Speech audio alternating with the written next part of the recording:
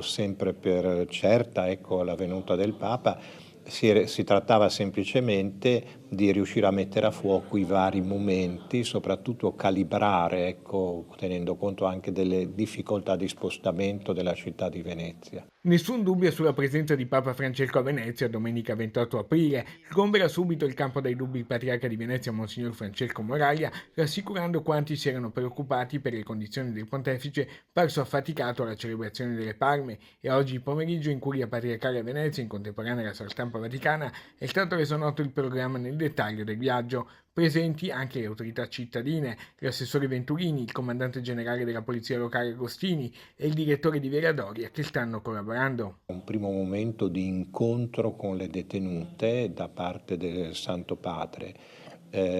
Poi il Santo Padre, dopo questo incontro, dialogo e saluto personale a cui il Santo Padre tiene molto con le ospiti del carcere, ci sarà un passaggio anche al padiglione in cui soprattutto rivolgerà la sua parola agli artisti.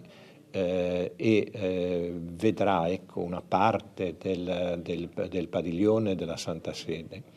Quella di Bergoglio a Venezia sarà una mattinata particolarmente intensa. Il secondo momento alle 10 l'incontro con circa 1800 giovani del patriarcato e una rappresentanza delle diocesi del Triveneto. Da qui Francesco si sposterà verso le 10:30 attraversando con un mezzo elettrico un ponte di barche realizzato per l'occasione per arrivare in piazza San Marco per la Santa Messa delle ore 11. E anche qui il Papa, come poi in San Marco, ha detto che il suo desiderio è quello di poter anche passare attraverso i settori, ecco, dei ragazzi e delle persone che incontrerà.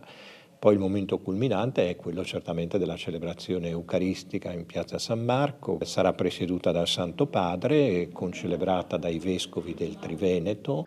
Al termine della celebrazione, cui potranno partecipare circa 9.000 fedeli, i cui pass saranno distribuiti gratuitamente attraverso le parrocchie, ci sarà la recita di Regina Celi e quindi il Papa entrerà in Basilica di San Marco per un omaggio all'Evangelista Marco, patrono delle genti venete, prima di ripartire per Roma dall'eliporto del Collegio Navale Morosini di Sant'Elena verso le ore 13.